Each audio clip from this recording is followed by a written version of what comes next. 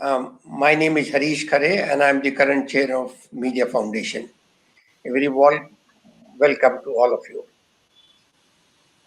Media Foundation, as perhaps some of you may know, is one of the oldest media group in the country, and it was founded by Mr. George Burgess and other high-minded editors after the unfortunate experience the media organization and individuals had during the emergency. The idea was to bring together a group of not just media people, others who were committed to the principle of free speech, creativity, and expression. And we do a number of things, but we take great particular pride in giving the Chameli Devi Award once a year to the best women journalist. And we also had a Vijay Varghese Memorial Lecture every year. In recent months, we have started a new activity. We call it the Media Dialogue. And the idea is to pick up one area of concern where public interest, media interest, professionals, burning issues, bring together, hold a conversation. This evening, we'll be talking about public health, and this is the most, one couldn't think of a more topical subject than this, because we are in the pandemic age, which a disease which has crossed all kind of fault lines. It has made its presence felt among the most powerful to the lowest person in the land and probably in the world. So we are here to talk about public health, what it means in terms of great policy choices. How does India as a nation, as a society, as a democratic system, we look at public health and the attention of resources, intelligence, capabilities, capacities, all those issues come into play. And we have put together a very exciting panel this evening. And I would request Geeta Sheshu, she is one of our senior members of Media Foundation, and she is with Free Speech Collective. She will introduce the panel and carry the conversation forward. Geeta ji. Thank you, Mr. Khare. Yeah. Good evening, all. Welcome to the Media Foundation IIC Dialogues. Around this time last year, we were already 2 weeks into the 21-day lockdown that was expected to buy time to bolster health services. The COVID-19 pandemic has forced us to confront the real state of public health services in India. Access to affordable, quality healthcare for all, especially the most vulnerable and marginalized, is critical today. But now we are in the midst of a huge surge in cases as we grapple with reports of dwindling vaccine stocks, a shortage in beds, in oxygen, medicines, and face yet another debilitating lockdown. Our government tells us that budgetary allocations for health have increased, even though it's still a fraction of the GDP. There is still little or no access to information, no clear data on cases or deaths, or even on variants. There's no transparency on vaccine stocks. All of last year, we had an unprecedented number of journalists who were either penalized or had cases against them for raising simple issues of misgovernance or administration problems that happened in administration. Public health gaps in the narrative is an attempt to make sense of what we do know and rigorously question what we need to know. Our panelists for today have been tireless in seeking answers, and we hope to learn from their quest. Abantika Ghosh is health correspondent with the online news site The Print and has just published Billions Under Lockdown, the inside story of India's fight against COVID 19. Banjot Kaur is the correspondent of Down to Earth. She has written extensively on public health delivery on the ground, as well as examined governance and health policies. Dr. Amar Jesani is an independent health consultant, researcher, and teacher in bioethics and public health, and part of Jan Swasthya Abhiyan, a coalition of 21 national networks and organizations that work for a people's health movement.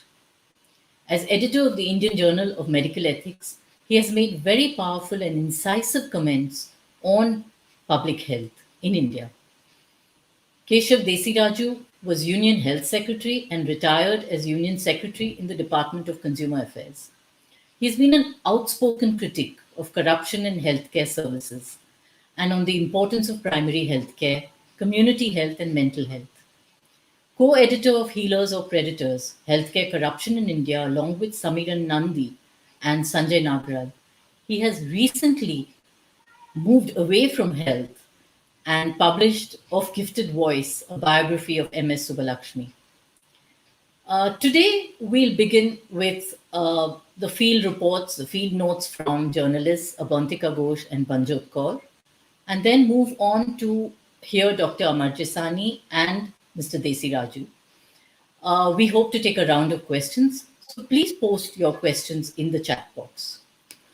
We'll start with Abantika right now. Abantika, over to you. So, when we talk about gaps, the last 1 year actually showed some gaps that we were already talking about, some gaps we did not know existed, and some gaps which I think were just simply functions of the pandemic. If the pandemic had not happened, those gaps would never have mattered really. And these were not necessarily like when we talk about health, we essentially think of health infrastructure gaps. But the last 1 year showed that some our most glaring omissions were actually in public health communication. I mean, infrastructure, we actually did not do badly the way we pulled up our soxes, the way we did beds, oxygen, ventilators. That wasn't so. Even testing, we started off early. So I was just sort of writing down what are the gaps. Now, one very glaring gap has obviously been urban health. Throughout the last year, even now, cities, Delhi, Bombay, Pune, Nashik, cities have borne the brunt of the pandemic. And this is not exactly new now. It's been over a year that India realized what a folly it was really to junk the National Urban Health Mission plan, which would have had, if that plan had worked out the way it was envisaged in 2013 with NRHM-like structure in cities so that you would have urban healthcare workers, your tracing, basically tracking contacts, and going door to door, all of that would have been very easy. And this is something that is there in a health ministry report where it says that we don't have people on the ground. So that was one, that our cities with their sonky hospitals, in the beginning of the pandemic, we were talking about how China has built a hospital in whatever number of days. Now, I was talking to somebody in the ministry one day, and they were like, I said, but we didn't do that. And he said, even if we had done that, we would not have selected a Bombay or a Delhi for that hospital. And that is where we are falling short.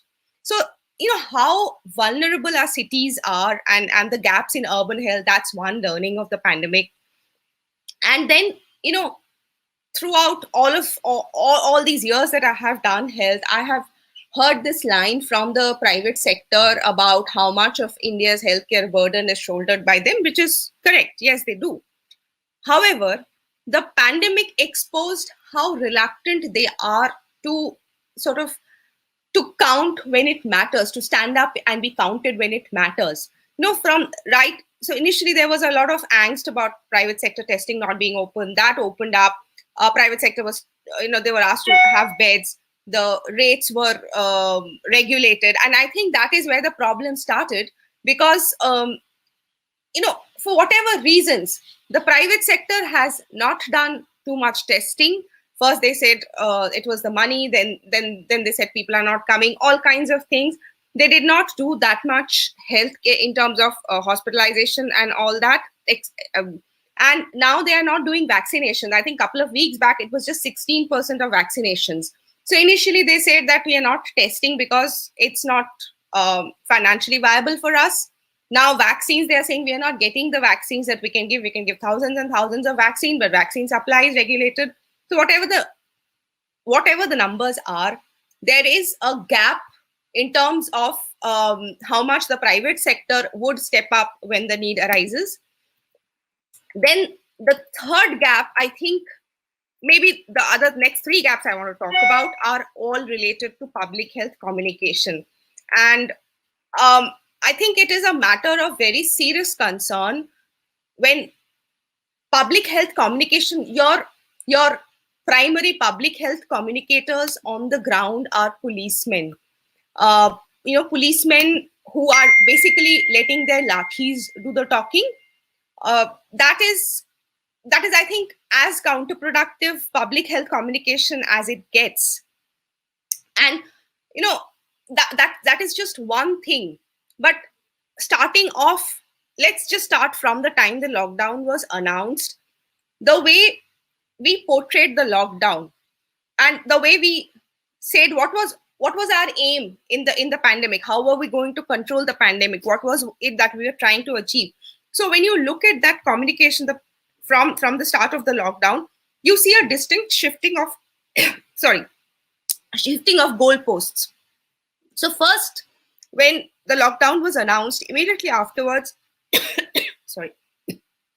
we were told that this will break the chain of transmission, which was completely ridiculous. But that's the line that in the initial days, it was just just in the COVID briefing, the Joint Secretary talking about it, or the Niti Aayog member talking about it. But eventually, the Prime Minister himself said, and then he actually said that we will win this battle in 21 days. Like Mahabharat battle was won in 18 days, we'll win this battle in 21 days. I don't know. I mean, and I honestly believe that nobody in the government believed that.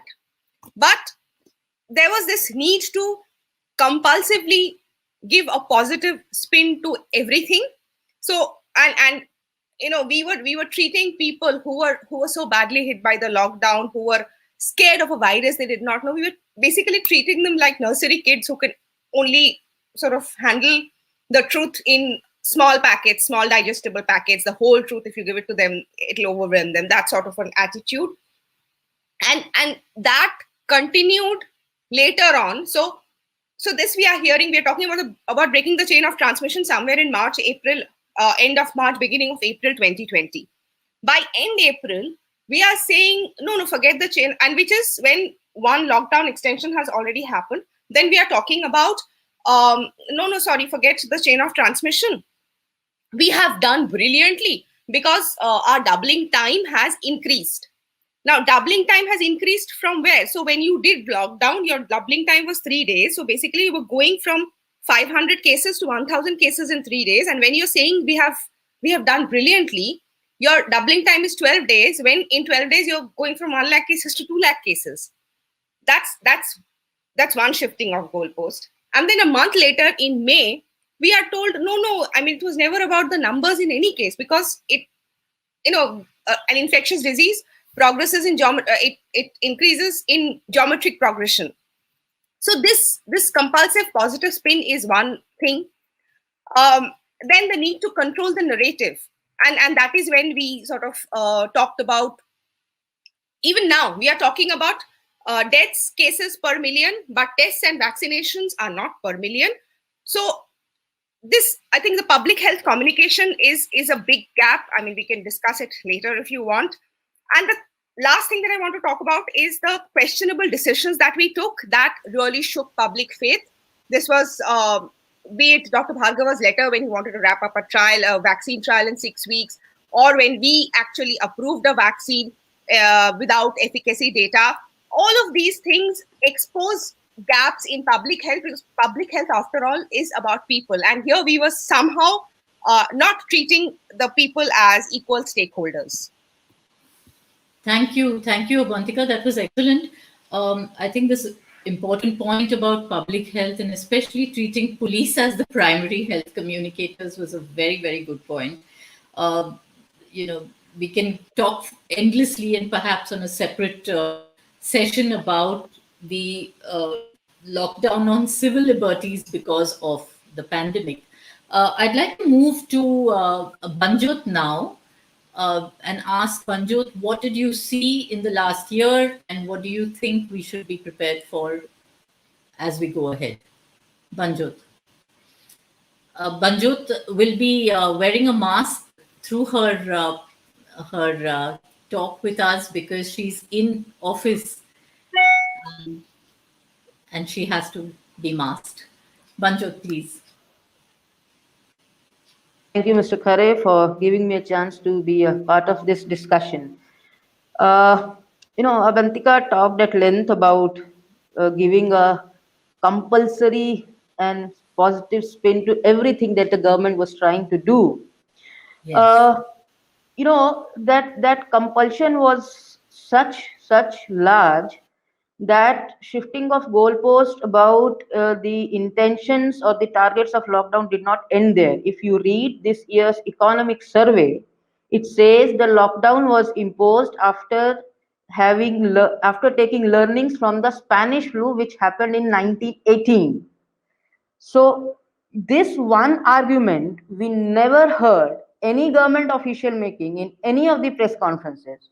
And all of a sudden, economic survey comes up and says, look, we learned from Spanish flu of 1918 that if we imposed an earlier lockdown, our cases would be under control and we will, win the fight against the virus. So, when you are talking about science and when you are trying to link science with policy, there has to be some nucleus around which you are trying to revolve. If you keep changing your targets, the worst outcome of this is not that you will not be able to achieve desired results in the pandemic. The worst outcome will be it will shake the confidence of the people in your policy making, as we see right now, because electioneering on the one side and netas without mask in all those rallies, and then those same netas asking us to wear masks. This has shaken the very confidence of people in the science itself. People now joke that COVID was never a disease. It was an international conspiracy or a national conspiracy. So the worst outcome of this entire strategy of making government appear it is doing best and every decision is just so very good is the fact that people have lost faith in the science, and that is a really really crucial outcome. Lockdown was served to us as something which will solve everything. Now we know what happened. Lockdown was imposed when there was some 500 odd cases in India. When it was lifted, we had cases in thousands every day. So obviously it did not help in bringing down the spread of the infection, or infections in fact went up. It was said that we made enough capacities to produce beds, oxygen beds, ventilators, etc. But look where we are now at the moment. You see the pictures from Maharashtra, you see the pictures from Gujarat, you see pictures from other parts of the India. We are still struggling with the same things with which we were struggling earlier. So we have come to a complete circle, but it still seems that we are still grappling with the same problem that we were grappling in March, April, May, June last year. About public health communication, I as a journalist also feel that it was the worst thing, the worst part of the strategy was the public health communication. Prime Minister told us at one point in time, "Jab tak dawai nahi, tab tak dhilai nahi." Those of us who heard it for the first time knew, because by that time the studies had already come in, that even if a vaccine will come, and I presume by the why he meant vaccine, even if a vaccine will come, it will prevent against, it will save us from the severe disease and not the infection itself. Now that meant wearing masks even after being fully immunized. That meant there was no scope of delay even after dawai. So PM coming on national television and saying elsewhere jab tak dawai nahi, jab tak dhilai nahi, was an error. And then PM had to rectify and say dawai bhi kadai bhi. See, public can't, a person who does not understand science and who is grappling with so many issues, he or she can't process so fast the changes in your sloganeering. And public health communication is not just any other sloganeering. It's a very tough task. It's a task that requires behavioral change in people. So I wished, the policymakers or the bureaucrats who were coining these slogans paid a little more attention to what they were making the PM of this country to say. If we talk about, I remember the press conferences in the earlier phase of the Indian pandemic when we used to question why tests were not increasing. We were told that the positivity rate used to be below 5%, and if the positivity rate is below 5%, we do not need to increase test is not going to be our mantra. It is the same government which after few months, when even the positivity rate remained below 5%, was asking people to just test. So, just look at the difference in their intentions and in their ideas and in their coinages. How is a common person supposed to process all of this? And this was just not confined to one or two things. There was some loose and I would say unscientific messaging also, and that too from top scientists of this country who work in government sector. Scientists have done brilliant job for us. It's not to belittle their effort, but for example, ICMR DG was asked, and it was me only who asked in a press conference if there were any cases of Kawasaki-like disease in children who were testing positive for the virus. He said no, there was none. By that time, many cases, not many, but in fact, there were published papers in Indian journals and other journals that children were reporting Kawasaki-like disease after, even after having gotten free from the virus. So I think, I mean, epidemics will come in future also. One of the biggest learnings for every one of us should be the fact that if you are communicating science to people, you have to be very, very careful about it. Otherwise, people will lose faith in the science. Geeta, you were asking me about the experiences which we had in so far while covering this pandemic. Look at the situation now. We have run out of, or we are reporting major gaps in supply of vaccines. This is the same country which, after launch of the vaccination drive, was reporting vaccine hesitancy, and government had to make an earnest appeal to the healthcare workers at that time that please accept these vaccines. So from vaccine hesitancy, we have come to vaccine scarcity just in a matter of few months. Uh, I'm sure people were in the government sector were able to visualize this, right? If they were not able to visualize this, that we are going to have vaccine scarcity, then there is something deeply problematic with that. It is a fact that had we not have a second wave, the demand for the vaccines might not have gone up. But a second wave would come is something which most of the scientists knew. And a government, if there is a pandemic around, a government is always supposed to keep doing epidemiological surveys, mathematical modeling to understand how the trajectory of virus is going to be in coming few weeks or coming few months, even if you believe that you have already won the battle against the virus. Because if a second wave was there in, almost in every part of the world, there were chances that India will also have a second wave. Was epidemiologists and other scientists in India not doing enough modeling and enough projections for the virus trajectory? If not, that is also a matter of concern. The biggest matter of concern as of date is the very less genome sequencing. We know in Maharashtra, the so-called double mutant, I personally do not like to use this term, but anyways, the so-called double mutant strain is, is causing a major surge. That may not be directly linked, but that is causing a surge. Now, once they had declared that there was something called double mutant circulating in Maharashtra and other parts of country, I think a couple of weeks ago, we do not know what happened after that. We do not know if epidemiological surveys were conducted in Maharashtra to establish whether this is driving the surge. We do not know whether studies have been initiated to understand if our existing vaccines would work against this particular variant. We do not know answers to many such questions. If we do not know answers to many such questions, are we shooting in the dark? And if we know answers to these questions, if the government knows answers to these questions, why can't it just make those answers public? Why can't it release all this data? This will instill confidence in people, because otherwise you have, I mean, this all political mudslinging is going on about vaccines. One state is saying we have run short of vaccines. Health minister, union health minister is saying no, you are doing politics. You have enough vaccines. Why not create a dashboard which says that this state has been given these many vaccines, this much has been consumed, and this much is in the pipeline. So if transparency is the key to fighting any epidemic, and so this pandemic as well.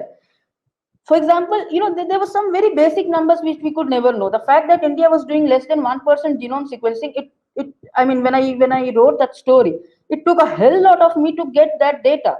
Why can't Indian government come out with data in regularly saying how many, now they are doing this, now they are sharing how many samples are being sequenced. But before this double mutant virus strain was sort of announced to the media, before that, there was no sharing on genome sequencing at all. So, not only we need to ramp up these efforts that we are making, B, we need to be much more transparent about whatever efforts we are making and whatever situation we are in. And C, we really need to improve a lot about the public health communication or the public science communication. Talking about vaccines. Yeah, thank you. Can you hear me? Yeah. Can you just,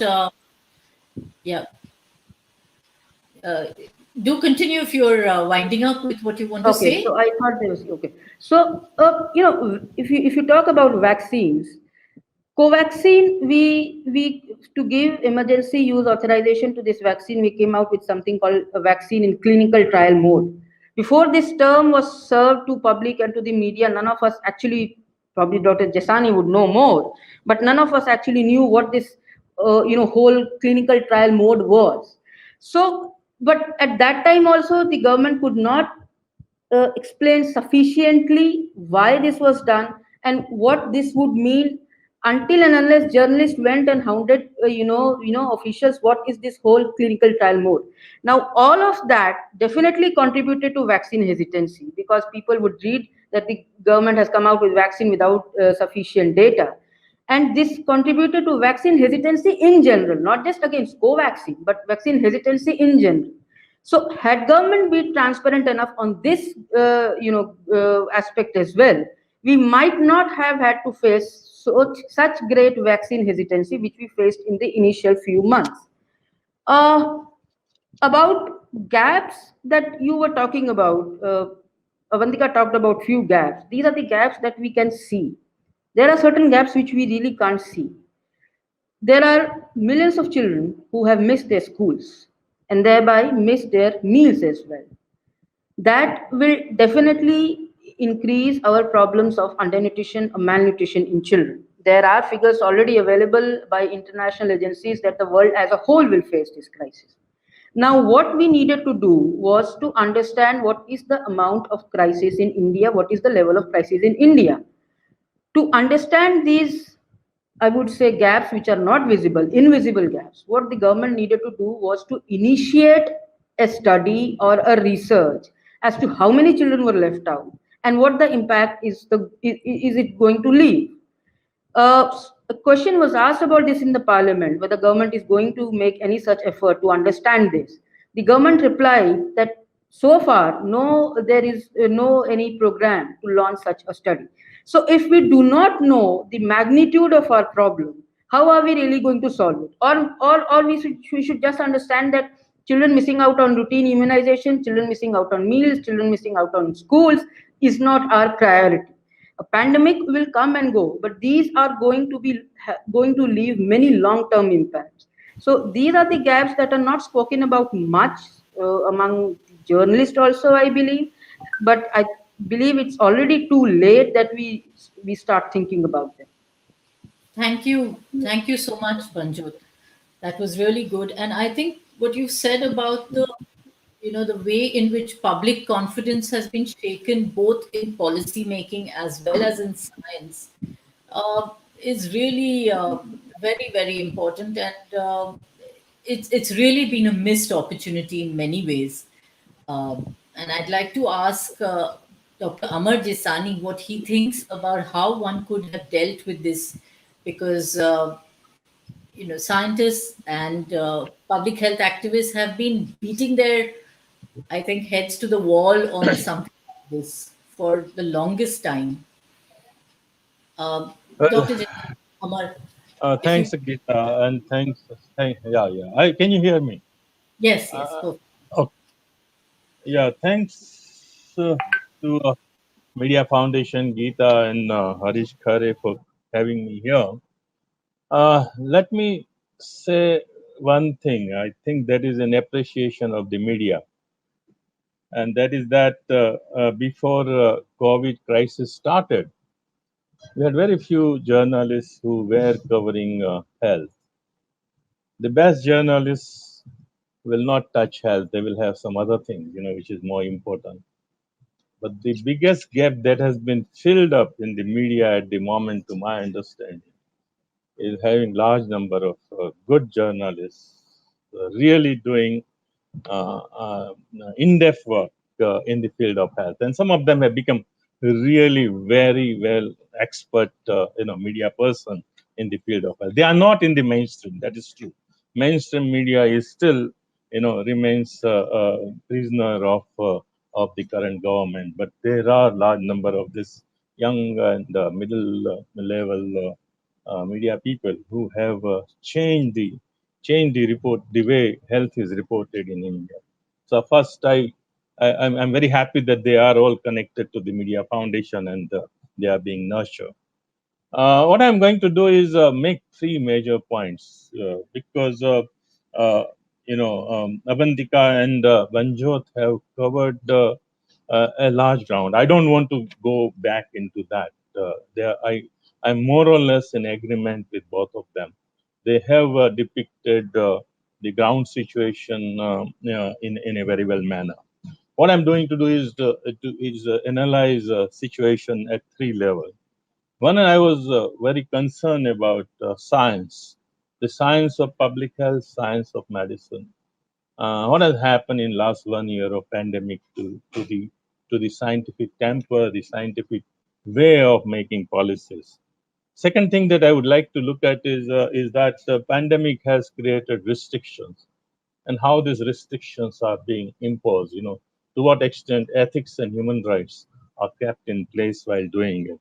And third is vaccine. I hope I will have time to cover vaccine fully, but the first two are very important and close to my heart.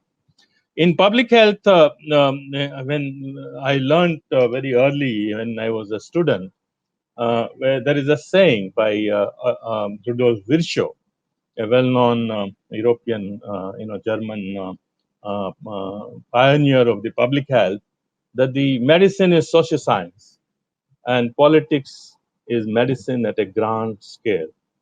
So all of us, as a part of the public health movement, wanted a political will to implement the public health, to change the health scenario by having a political will to implement the right kind of public health programs. What has happened in last 1 year of pandemic is that yes, what looks to me is that there is a politics in command, but it is politics not to implement the science of public health or science of medicine, but it is for the politics for the heck of politics. It is usurping the space that science should have or a public health should have had during in last 1 year, is taken over by the political consideration without any kind of science there. I think that is the most worrying part, and that is the biggest gap. And I don't know how in future we are going to fill it up. Look at, Abantika and Benjot, both of them were talking about said opacity, no transparency. Why no transparency? Because they don't want to tell you how they are taking decisions. How did Prime Minister come to a conclusion that this pandemic will be fought in 21 days? Who advised him to do it? Or he did it on his own? Even if he had advisors and we see them day in and day out, are they real public health experts who have a say in the policy making? I think this is a big challenge for the media. Media need to find out who were deciding policies. Politicians on their own, keeping in mind their own constituencies, or they were led by science. Because cases that I see, they are pediatricians, they are heads of the institutions who had nothing to do with the public health, or people like big corporate hospital doctors who have always done clinical medicine, have no understanding of the public health, or Devi Shetty kind of people who have made money in the clinical medicine and do not have the kind of public health grounding that is required. You will find that even on vaccine issue, if you remember a controversy, that a vaccine committee of scientists of the ICMR, headed by Gagandeep, Kang, was sacked. Gagandeep was sacked, and the entire vaccine committee was sacked. So it seems as if government is afraid of science, of real public health people. It is being led by those who are sycophants, who are not ready to tell the government that what is the scientific way of combating this pandemic. And I remember one instance a few months back when Sero survey was done, and this government control went to the extent of censoring or a paper on Sero survey in Indian Journal of Medical Research. And there were authors of those papers who came in public saying that the director general of the ICMR told them, who was one of the co-authors, he told them that I have got orders from above that certain data you cannot present here because that will prove that this pandemic is now having community transmission. We are having a mass vaccination program without formally government ever accepting that the community transmission is taking place. So this is a policy making, and I think we need to see more into it so that we can correct it at some time. The second area of my interest is what I said, restriction and incentive. Who are restricted and who are incentivized? I think that is very important in pandemic times, because the public health perspective as well as legal perspective provide power to the state to take restrictive action in order to do good for the people. Now, who are restricted? People's civil and political liberties are restricted. People who are dissenting, they are restricted. They may be put in prison. They may be, it was said that police is the major implementer, and they were using these forces. But people are restricted, while those who have power, they are not restricted. Look at the situation in Maharashtra, last year as well as now, when the resurgence of the infection has taken place. We still do not take over the health system. Yeah, Avantika was talking about private sector and private sector doing more in it. But if my liberty can be taken away, why can't the private sector's liberty be taken away? The right to profit be taken away? I mean, if this pandemic is a threat to humanity, then humanity, which is the victim of this pandemic, can be restricted, but the big actors of the humanities, they cannot be restricted. How can that be the logic? And how do we swallow that logic, saying that, well, let them do what they are doing? And government, when they make allocation of money, they incentivize all these people. People who control the production, who control the employment of the people, saying that if you give more money to them, they will create employment. They have created nothing, right? So why aren't you giving directly to the people? Why are you into taking our services? Why in Mumbai city, when there is so much of problem about beds, there is no centralized triage system? There is an emergency room, I know, you can call there, but there is no control of all the beds of all the hospitals. Why shouldn't be it under one central control in the Mumbai city? And the triage should be according to the medical need. Sachin Tendulkar could not occupy a bed if he's having mild COVID. And for that reason, even not Amitabh Bachchan. I think this is where we need to see that who is restricted and who is being incentivized. The other part is that when you restrict somebody, public health ethics and the public health laws that say very clearly that you have to reciprocate.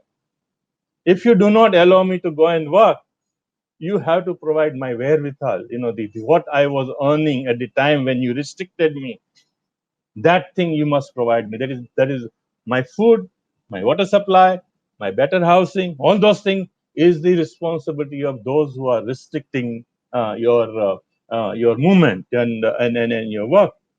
In addition to that, there is also a requirement, and that is that you should have due process.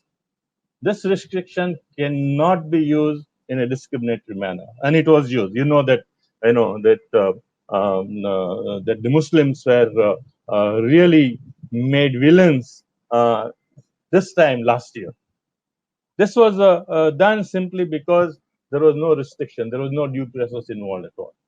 The court should become more active, and not only be more active at the Supreme Court level, but even at the grassroots level, where the police, if it is doing restriction and doing it in a wrong manner, can be pulled up, but that nothing happens. So that due process was missing. How to get redressal of one's problem, that was missing. So these are the issues very important for me in the public health ethics as a public health activist. That yes, you can restrict, but you have to restrict in the manner which has a science behind it, and when you do it, you have certain obligations for towards the people. You cannot incentivize a political process the way it is being done. Lakhs of people can gather, and our politician, including Prime Minister, go and address them. And at the same time, after 2 hours, you see the same person telling us about keeping distancing. How does it work? It doesn't work. It shows the hypocrisy of the entire political class. It is not based on science. It is based on political expediency. That is wrong. I think that is the second part. My last part is about vaccine. I think Banjot has covered a lot. There is an inequity in access. The way clinical trials were conducted, we all know about. Apart from giving Covaxin, I'm just concluding a couple of minutes. Apart from that, it is also the issue of who are able to get and who are not able to get. We have created the process which is such that the poor people who are eligible, they are not able to access it. I think this needs to be corrected immediately. The another important thing is that we are exporting vaccine. More than 60% of the vaccine production is exported when we are having a scarcity here. So why is it being allowed to happen? And why we did not make arrangement for the production that we need here? And the last thing that I would like to say is that the entire Europe is shaken by the deaths in the Covishield vaccine, that's the AstraZeneca vaccine, which is causing, in a very small number of cases, the clotting of the blood and at the same time lowering of the platelets. Both of them happening simultaneously is a very peculiar outcome of people who have taken vaccine. I think Indian committee, which is monitoring the adverse events after immunization, seems to be highly incompetent. They are not able to really do competent pathological investigation to find out that those causes of death where persons have died because of, say, cardiac arrest or myocardial infarction or pulmonary cause or cerebral stroke, they had clots there or not. Why they are not able to do it? We have science, we have scientists who can find out. Are they really tapping into them?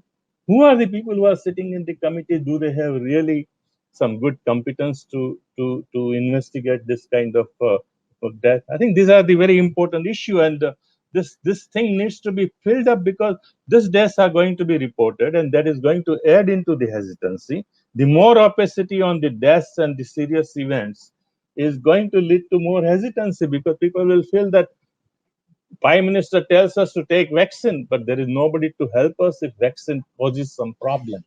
There should be an understanding that if vaccine causes some problem or post-vaccination, any problem takes place, irrespective of whether it is related to the vaccine or not, those people must get best services.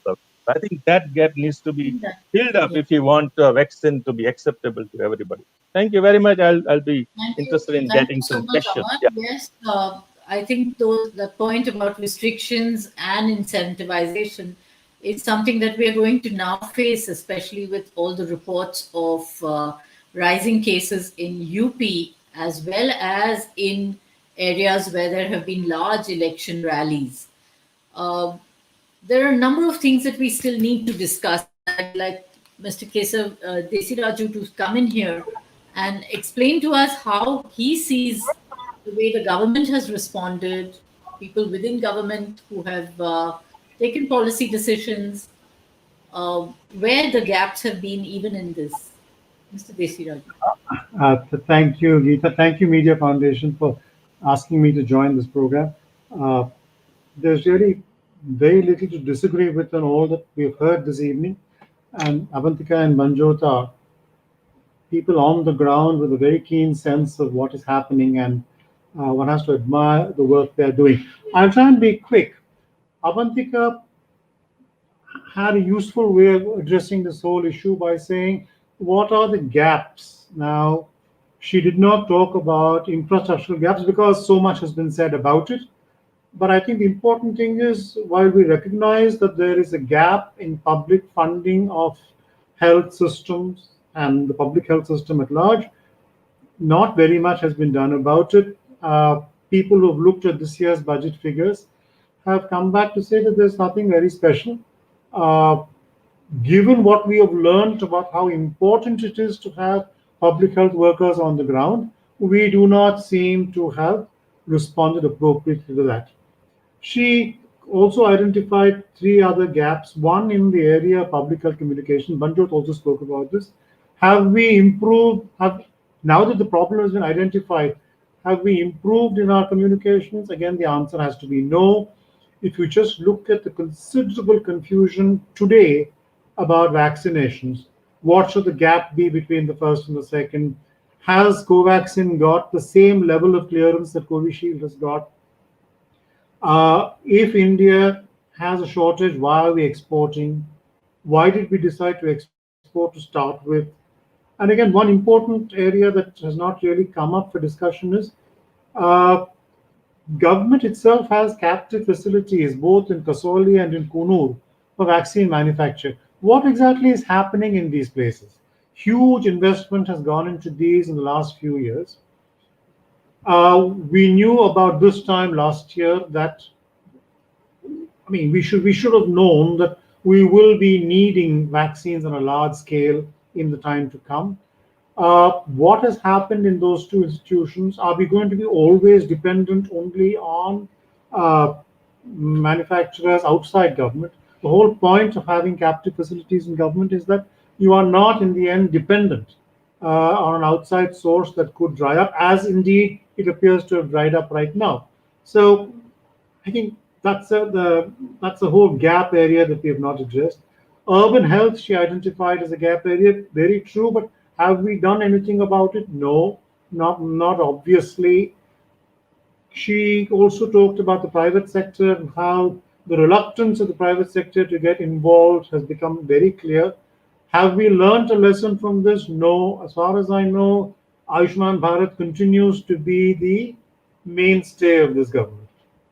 I have seen nothing which suggests that that model of insurance-based, private hospital-based healthcare is going to change. So there are these very, very important gap areas. The gaps will always be there. What is a pity, a tragedy even, is that we don't seem to have learned from what we know about these gaps. Then there was a lot of talk, Amar spoke about it, Banjot spoke about it, about how poorly in Indian medical research, medical science research has shown up through this last year. And I think this is undeniable.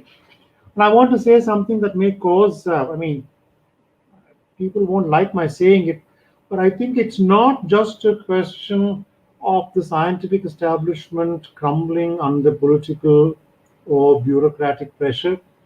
I'm also beginning to think that our scientific structure is basically incompetent. That even without political pressure, we really are not up to much. Now, there are reasons for this. Years and years of underfunding, years and years of not being listened to, years and years of people in the scientific research area being kept out of the decision-making process has probably resulted in this. So what we do have in the shape of a science research, a health research system is basically incompetent. And it's going to take a long while for us to come out of that. Now, there was another very important point that Banjot made about gaps that we cannot see. And she spoke very, very correctly about children under 1 year who have lost out on universal immunization, or under 6 who have lost out on whatever they were getting in the ICDS centers, or children who have missed out on midday meals at school, apart from whatever learning they were supposed to be doing at school. And the kind of study which she said needs to be initiated, I mean, we hope it is being done, seems unlikely. Maybe some states are working on this, but that has been a big blow. But there are other areas of gaps or blows that are not so publicly known. One is the increase in domestic violence, the lack of access to family planning methods, and increase in instances of mental illness. All three documented. So where Banjot spoke about children in schools, I think we should also look, these areas affect women largely, violence and access to family planning methods, and increase in mental illness. It's something that is extremely worrying. Another gap area is that what have we learned from the migrant movement of last year? Have our municipalities, our civic municipal systems been even thinking about setting up social security networks in the cities for people who are living and working but do not belong there, who do not have a home there, and who in a crisis like last year just have to go back home, wherever home is. So for people who are living and working in the cities and towns, as it is, they're living on the margin. They are not living at home. We know what can happen in a crisis. This is not this thinking is not necessarily something that should happen within health policy administration. This should be happening in municipal administrations and urban development kind of people who look at that area of public policy. What do India's towns and cities need to do in order to protect people who are residents of those towns and cities but have no other sort of support system? And I think the last thing I would like to say is that it's also very sad that we are still asking many of the questions we were asking last year. There is still talk about, should India go into a lockdown again? One way or the other, we should have answered this question. But we don't seem to have done that. And it's we haven't made the investments we need. We don't seem to have learned the science. We don't seem to have learned the communication methods. And while we may be better off than we were last year in handling whatever situation is upon us, we are not substantially better off. And that, I think, is an enormous pity. Thank you. Thank you, Mr. Desiraju. I think it's really important that I'm so glad that you flagged issues of violence and mental health, as well as of public funding for infrastructure, which is really at the base of so much of our struggle to have better public health. Um, about migrant movement, it's important to even understand what happened to migrants when they did go back to their homes, and whether the virus went back with them, whether they came back. Because many of them say that they did not experience anything in the rural areas that they went back to. But we have a few questions that we'll very quickly go into now. Mr. Desiraju, how do you see center-state relations in terms of vaccine distribution? There are questions for all of you, but first for Mr. Desiraju. Well, my very quick response to that was there is really no need for this to be controlled centrally. I mean, if the vaccine manufacturers are free to sell abroad or to sell privately, there is absolutely no reason why they cannot get into arrangements with state governments. I'm not sure why this has been done. Maybe because of want of time, a system had to be put through. But there is, to my understanding, there's no reason why state governments should not really decide which vaccine they're going to get and where they're going to source it from. I don't know what the exact current funding arrangement is. Who is paying for this? Is it center and state? Are they both sharing the cost? Is it 100% borne by the center? That is not very clear. But if it is being treated as a kind of centrally sponsored scheme in which center and state are sharing the costs, certainly the states, and as we all know, it is a state subject, the states ought to have the ability and the authority to source their own vaccine. But it's not happening right now. Okay. There's a question there are two questions for Amar here. And one more for Mr. Desiraju, so please stay here. Amar, there's a question for you. Is the private sector not discharging its corporate social responsibility? Question one. And the other question comes from Dr. Meera Shiva. Your comment on 40 doctors in KGMC in Lucknow testing positive in spite of having taken 2 doses of the vaccine. So, 2 questions. Well, the first one is a very important one because I think Mr. Desiraju also told us that the public financing is very, very important. Now, that is also related to what I was talking about, the private sector. I think you can have multiple sectors. I have no problem, provided all the sectors are coordinated and are under the control of the public authority. You go to the Europe, you go to the Western Europe. You don't see accepting where there are national health services, but in the rest of the European countries, you have a lot of private providers. But all of them do work under the guidance and the control of the government or the public authority that they have created. And there is a big chunk of financing going from the government for that. And this pandemic was the biggest opportunity to do it. That would have disciplined the private sector.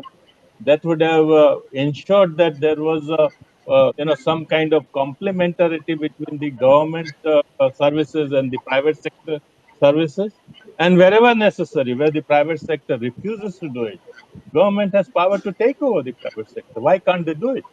Right? If they can arrest me and put me in prison for violating their orders, they can do the same thing to the CEO of the private sector. So that is it. Second point that you have asked me is about testing positive. Now, everybody knows that these vaccines were tested not for prevention of the infection, but they were tested for reducing the intensity of the disease, that is COVID. The SARS-CoV-2, that is the virus, that will continue to infect us. But after we get infected, it will not have an effect of this kind. And that is the first part. Second part is that all this vaccine, Covaxin and Covishield, they are not 100% effective. So there is a 75%, 80%, whatever is there. So there are going to be instances where not only they will get infected, but they may also turn into severe disease. So we'll have to keep that in mind. We can't lie to people saying that vaccine means you are absolutely right. Nothing is going to happen. No, that is not the way. Science tells you that vaccine also has their own limitations. Okay. The questions for the journalists, Banjot and Avantika. One question is, can you comment on the quality of reporting during the pandemic? And I'd like to add to that and ask how easy or how difficult was it for you to access information from the government? Banjot and then Avantika. Well, to talk about the quality of reporting, I leave it to the readers who read our stories, or to the viewers who listen to the TV journalists. I really, I don't think. But one thing I can say, and I can say with fair degree of satisfaction, that when there was a crisis of media credibility all around, health journalists stood up and asked some of those questions which government would not have expected to be asked. So I do say with that, I think health journalists tried doing their bit and they were not so unsuccessful in that. Rest I leave to the readers and to the viewers. Second, you asked about how easy or not so easy was it to access information. Well, it was very difficult. To be very honest and to be pretty frank, it was very difficult to access even the basic numbers. I mean, even, if you ask, I asked in a press conference how many samples have been sequenced before they, started giving this data. The whole process of sequencing was explained, but this one particular question, that how many samples have been sequenced, was not explained. And then I had to run from pillar to post to get access to that data. This, when other countries are, you look at the UK data, they have a website telling how many samples have been sequenced. So it was really difficult, and it still remains really difficult to access information, even basic information. Okay. Avantika, before you answer, there's another question from Amu Joseph about, it says, thank you for the mind-blowing clarity of your presentations. Could you talk a little about what media organizations and institutions of media education can do to improve healthcare coverage, especially coverage of public health during pandemics and at other times? Can I talk first a little bit about your question on how difficult?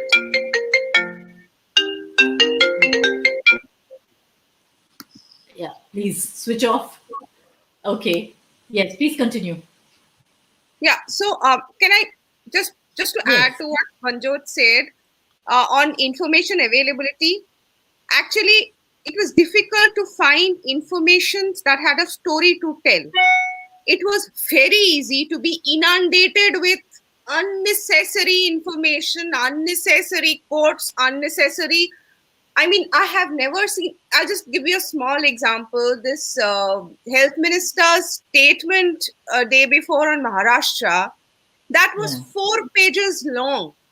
I mean, I read the first page and then I said, but this is not over, it's a statement. And then I said, see, it's 4 pages.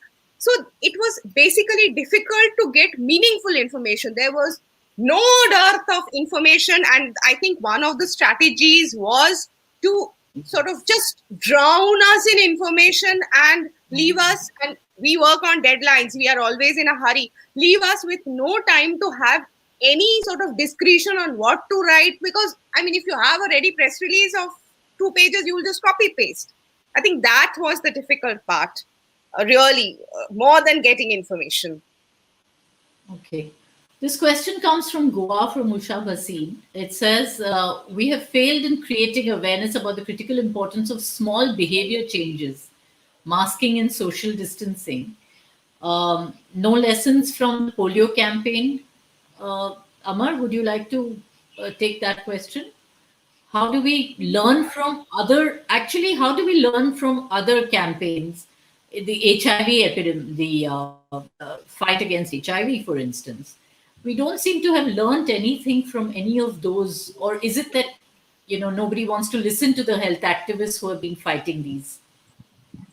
Well, I think if the idea is to change people's behavior, now behavior is a very, very difficult thing to change, and just providing information is not going to change the behavior of anybody. Sometimes information in itself could lead to the wrong kind of behavior. I remember long back a campaign on leprosy, where they started telling people that if a small patch on the skin, that was 1980s, can be leprosy, then the stigmatizing part of the leprosy spread all around. Even people who were having some kind of fungal infection, they started getting stigmatized. So what you have to do is that, along with the information, you have to create an environment and enabling conditions for people to change the behavior. That happens provided you see that those who are asking you to do it, the state, the public health administration and all, they are very serious about it and they themselves follow it. I think one of our journalists told us that they tell people to change their behavior, but they themselves don't do it. They go out and have a meeting of lakh people or 2 lakh people, and they continue with that process where there is no distancing and ask us to distance. Now, how are people going to look at it? They say that, well, is this science or is it political expediency? That's what I was saying in my opening statement, that we wanted politics to implement public health. Here it looks like that public health is put aside, science is put aside. Then how do you change the people's behavior? You can't. We have a lockdown without knowing that there are people who are daily wagers and they will starve once we do it. If you don't make an arrangement and then say why they are running around and spreading this, what can they do when they are hungry? So I think those enabling conditions, if we don't talk of, we will not be able to change. I mean, we have learned from HIV, we have learned from smallpox, but in all of them, where there was a magic bullet, a drug was discovered, or we had a smallpox vaccine there and all. That was used as a way of doing, but there are no magic bullets when you talk about social behavior of the people. That comes about by making, And I creating an guess environment for changing it. You see. And I guess we have to start from the very, very basics. And that is the question, our last question actually for today, which is to Mr. Desiraju. It comes from Sonalini in Mumbai. It says, are we in all likelihood going to miss the opportunity to critically examine our primary healthcare readiness? Because that is ultimately the basis for a public health, which, that one can build Thank public. you. The thing is, though, there is a lot state governments can do about getting the primary health network into order. We always talk and we believe, and actually NRHM, subsequently NHM, led us to believe that substantial upgradation, substantial financing has to only come from the center. That's not necessarily true. State governments can, in the past, have often shown the ability to generate their own resources, state funds, and primary healthcare is totally within the state government's purview. It is for them to do. Setting up of government medical and nursing colleges is again something state governments can do. State governments need to understand that if they want to control the narrative, they need to be putting more of their own money into it. The famous 3% of GDP includes both central and state funding. So that state funding is there. And I think to answer to the question, while the government of India may not be doing substantially more than it has done towards strengthening primary health systems, state governments can and should do it. And if I have a minute, there was a question you asked that wasn't answered as to what can media foundations do, what can media houses do. No. I think that's very simple. They should fully support their journalists on the ground. I think that's all that is expected of these big media houses. But It's stand by your journalists, the people who are, you know, uh, running around getting stuff out into the public domain, telling people what is going on. You need to cover their backs. I think that is something they need to do. Thank you. They Thank you. need Thank you for protection, I saying think. that. Yeah, there is a Thank lot you of for saying attention on that. That's journalists. absolutely important, especially when we've had so many journalists who've lost their jobs in the last year. There are so many other questions, and we really have to take one from which is addressed to both Banjot and Avantika. They would like to know any comments on frontline health workers who are mostly women.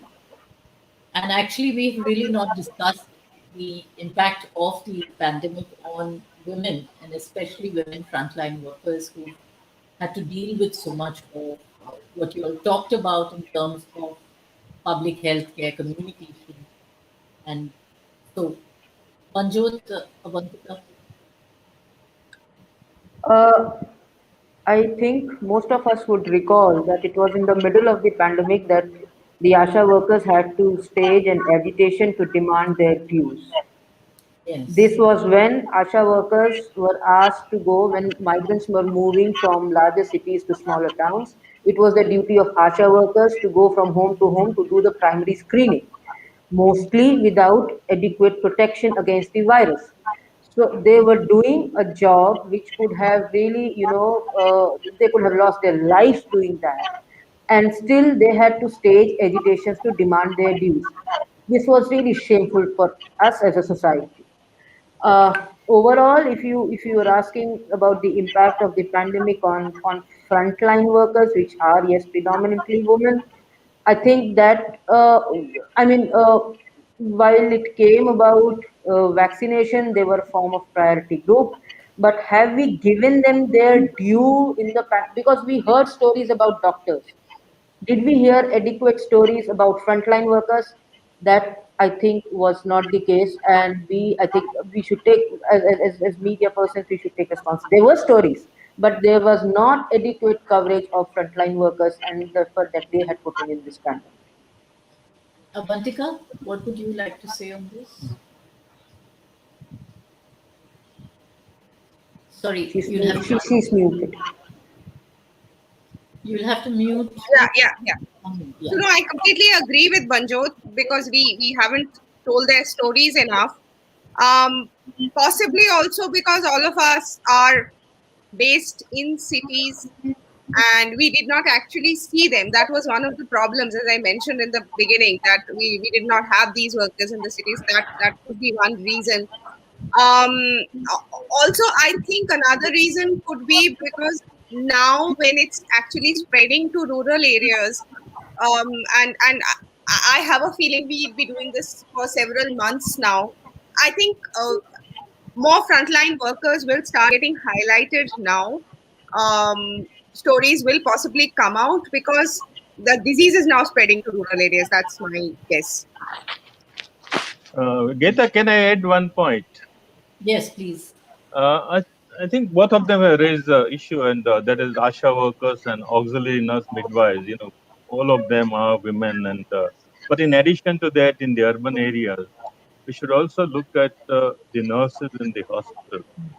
And I think the first controversy about women workers not being provided adequate protection in Mumbai city started with the plight of nurses who were not given PPE, but the other higher level health workers were given, because 96% of our nurses are women. In addition to that, you'll find that more than 50% of our doctors are women.